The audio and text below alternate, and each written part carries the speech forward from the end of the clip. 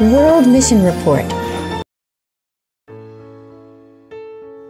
Kubera iki imyitwarire yawe, imyitwarire yanjye ishobora kubera bamwe umugisha cyangwa igatuma bamwe tubana abandi ntitubane. Wabyemera utabyemera, imyitwarire ya buri muntu igira uruhare ku bantu abana nabo, haba kuza bamusanga cyangwa bagenda bamuhunga. Ndabasuhuje, njyewe ugiye kubabwira amakuru y'ahandi uyu munsi. Nitwa Noah Emmanuel.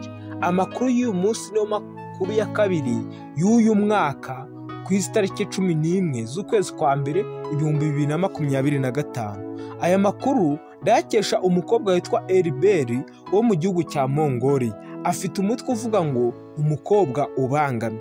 Mbere y'uko rero dutangira, reka ngire ikintu gito mbabwira ku gihugu cya Mongolia, namwe mugira akantu mumenyaho k'uyu mukobwa uva mu gihugu cya Mongolia ndetse n'igihugu avukamo.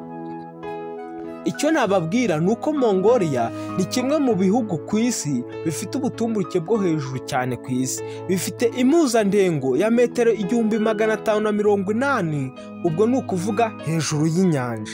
Rero mu mwaka w'1162 umugabo witwa Khan Genghis niwe wavutse, maze akimara kuvuka amaze gukura mu mwaka w'1206 yashinze ubwami bwa Mongolia. Muri uyu mwaka ubwami bwa Mongolia bwari mu bwami bunini ku isi, aho bwari bwihariye 22% by'ubutaka bwose bw'isi. Rero icyo nababwira ni uko Abanyamongolia baha agaciro gakomeye urukundo no kwita ku bana. Byibura usanga umubare mpuzandengo w'Abanyamongolia ku muryango umwe ari abana 4. Abagore babyara abana 5 cyangwa barenga bahabwa icyubahiro cyitwa ba nyina b'icyubahiro. Aya makuru rero azagaragaza imiterere idasanzwe y'ikirere cya Mongolia, amateka akomeye y'iki gihugu ndetse n'umuco w'ukuntu imiryango iha agaciro abana ndetse nabo ubwabo bakaba baha agaciro umuryango. Ndabasaba rero ngo mutege amatwi maze mbabwire aya makuru meza aryoshye y'uyu mukobwa witwa Eliberi. Ubuzima bwa Eliberi wo mu gihugu cya Mongolia. Eliberi yatangiye kurambirwa mu gihe cyaguma mu rugo kubera COVID-19. Uyu Eliberi yigaga muri Tagsa School, ni ishuri rya mbere rukumbi ry'Abadivantisite b'umunsi wa karindwi muri Mongolia, kandi iri shuri niryo rya mbere ryabimburiye ayandi mu kwigisha hifashishijwe ikoranabuhanga. Eliberi rero ntiyishimiraga kwicara imbere ya mudasobwa buri munsi, mu gihe abana biganaga bo babyishimiraga, cyangwa n'abandi bigaga mu mashuri ya leta bo babaga bari gukina bisekera bishimye. Eliberi yabajije nyina yamwemerera kwimukira mu ishuri rya leta umunsi umwe. Nyina yarabimwemereye, ariko se arabihakana.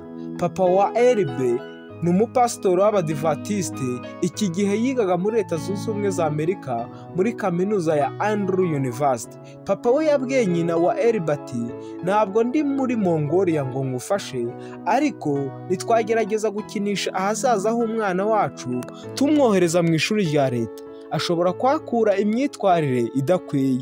Nyina yahise ahindura umwanzuro, maze abwira Eliberi ko agomba gukomeza kwiga mu ishuri ry'Abadivantisite b'umunsi wa karindwi. Eliberi ntiyaretse kwihangana, yahise asaba ati, none se papa, ubutaha nzahindura?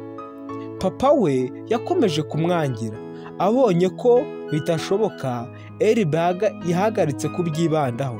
Nyuma y'igihe gito, amashuri ya leta nayo yatangiye kwigishiriza kuri murandasi, kandi Eliberi ntiyongeye kubona b'abana bo mu ishuri rya leta bishima cyangwa bakina.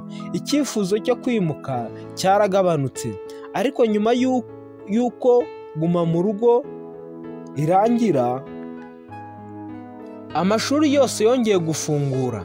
Eliberi atekereje kongera kwimukira mu ishuri rya leta. Icyo gihe ikibazo yari afite cyari umukobwa wigaga mu ishuri rye aho ngaho muri Mongolia. uwo mukobwa yakundaga kumutuka no kugirana nawe amakimbirane. Ibi byatumye Eribe yumva abuze amahoro mu ishuri, kandi byatumye atekereza kwimukira noneho mu ishuri rya leta, aho yari afite icyizere ko azabona yo abandi bana bitwara neza byoroshye. Hashize amezi 2 gusa, Eribe yacitse intege. Yabonaga ko byoroshye kwimuka kurusha kwihanganira uwo mukobwa. Yafashe telefone ahamagara se wari uri muri Leta Zunze Ubumwe za Amerika muri kaminuza. Yaramubwiye ati, uwo mukobwa ahoranuka, ndashaka kujya mu ishuri rya leta. Papa we yagerageje kumubuza uwo mugambi, ati nukwiye kwimuka kubera ikintu gito nk'icyo. Mu mashuri ya leta ho uzakubitana n'abana benshi bagutuka. Ariko Eribe ntiyageze yumva se, maze se aramubwira ati, umwaka utaha nta kibazo uzajyayo. Mu gihe cy'impeshyi ubwo amashuri yari atangiye, so yongeye guhindura icyemezo cye, ariko Eribe we yari akomeye ku cyifuzo cyo kujya mu ishuri rya leta. Yari amaze imyaka 2 yiga mu ishuri ry'Abadivantisite aho ngaho muri Mongolia kugeza icyo gihe.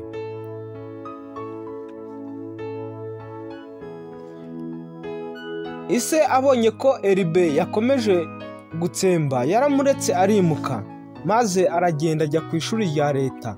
Kwigira mu ishuri rya leta byari ikintu gishya kandi cyasaga nk'imbogamizi nziza kuri Eribe. Yasabye nyina kumwemerera guhindura ishuri. Amaherezo ababyeyi be baje kubyemera, papa we na mama we. Ariko papa we aramuburira ati, wirengagize abana bafite imyitwarire mibi. Eribe yasezeranye ko azabyitwaramo neza. Ku munsi wa mbere w'ishuri rya leta, Eribe yaratunguwe cyane. Yabonye abahungu benshi bo mu iryo shuri rya leta barimo bakoresha ibyotsi bya vape buri gihe, kandi aba bahungu baratukanaga cyane. Nyuma y'amasomo bajyaga hamwe kunywa inzoga. Eribe yabonye ko atazifuza inshuti nk'izo. Ikindi ni uko Eribe yahuriyeho n'ikibazo kijyanye n'amafunguro. Mu ishuri ry'Abadivantisite babahaga ifunguro rya veje buri munsi muri refegitwari, ariko mu ishuri rya leta nta refegitwari yahabaga. Byatumye Eribe ashaka aho agurira ibyo kurya, maze ajya kubigurira ku muhanda. Mu minsi yakurikiyeho, uyu mukobwa Eribe yabonye n'ikindi kibazo. Yabonye ko amasomo yo mu iri shuri rya leta ataramugoye, ariko yabonaga nta gishya. Nyuma y'ukwezi kumwe, Eribe yabonye ko bihagije. Eribe yifuje kumvira inama ya papa we, ariko yari afite isoni zo kwemera ko yakoze ikosa. Nuko Eribe arasenga ati, Mana, nakora iki? Mbaye muri iri shuri rya leta aho ndi kumwe n'abana bafite imyitwarire mibi, kandi nta gishya niga, cyangwa se nasubira mu ishuri ry'Abadivantisite nubwo hari wa mukobwa ushotora. Nyuma yo gusenga, Eribe yumvise adakomeye ku cyemezo cyo kuguma mu ishuri rya leta. Yaje gusobanukirwa ko gusubira mu ishuri ry'Abadivantisite ari byo byiza. Ku munsi ukurikiyeho, mama we yabajije Eribe uko amasomo yo mu ishuri rya leta amugendekera. Yumvise ko nta kintu gishya ari kwiga. Aramubaza ati, ese wifuza gusubira mu ishuri ry'Abadivantisite? Iki kibazo cyasaga nk'indirimbo yumvikana neza mu matwi ya Eribe. Yumvise ko Imana yari isubije isengesho rye, maze Eribe aravuga ati, yego, ndashaka gusubirayo. Se nawe yarabyumvise. Se abyumvise arishimye, maze aravuga ati, biracyashoboka, uracyafite amahirwe yo gusubirayo. Eribe yagombaga gutegereza indi minsi mike kugira ngo yimurirwe mu ishuri rya Tasigo ry'Abadivantisite. Muri we yumvaga adashobora gutegereza, kandi yari afite umugambi wo gukemura ikibazo cya wa mukobwa. Yaravuze ati, mfite gahunda yo kumwirengagiza. Papa yamubwiye ko atazongera kumubangamira cyane naba yamwirengagije. Yabwiye ababyeyi be ko yemera ko yakoze ikosa, yo gushaka kwimuka. Se yaramubwiye ati nibyo gukora amakosa birashoboka, ariko icy'ingenzi ni ukwigira ku makosa. Eribe yagarutse ku ishuri ry'Abadivantisite.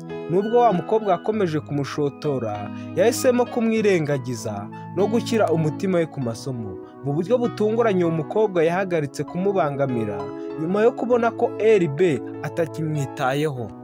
Iri somo ryatumye Eribe yunguka amasomo y'ingenzi yo gufata ibyemezo byiza ndetse no gushimira ibyo afite no gukomera ku ndangagaciro ze.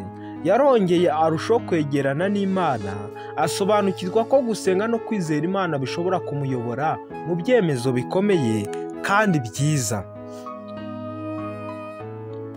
Ishuri rya Tasgo ry'Abadivantisite riri mu murwa mukuru wa Mongolia, Ulaanbaatar. Ryungutse ibyumba by'amashuri bishya n'inyubako ya biblioteke kubera inkunga y'imfashanyo y'umusanzu w'amaturo y'isabato ya 10 muheruka gutanga. Rero murakoze cyane ku musanzu wanyu w'uyu mwaka uzafasha gufungura ikigo cy'imikino kizafasha abana kumenya Yesu muri Ulaanbaatar muri Mongolia. Nshuti bavandimwe, icyo twakwigira kw'iyi nkuru ya Eribe nuko itwibutsa ko ibibazo n'imbogamizi bidufasha gukura no kumenya agaciro k'uburere bwiza. Kandi izi ni ingaruka nziza zituruka mu kwigira icyizere no gukomera ku myizerere yacu. Rero kandi ikindi twakwigira kw'iyi nkuru nuko iyo duhura n'ibibazo cyangwa abantu batugora, kwihangana, gusenga no guhindura uburyo tubifatamo bishobora gufasha kubana neza n'abandi bantu no gukomeza gutera imbere mu mibereho yacu ya buri munsi. Gusenga ni ibya mbere. Ndagusaba wumvise aya makuru y'ahandi ngo uyasangize inshuti n'abavandimwe, maze bumve uburyo ki mu isengesho habamo imbaraga ikomeye cyane iva ku Mwami Imana. Murakoze cyane. Mwari kumwe n'umuvandimwe wanyu Noah Emmanuel.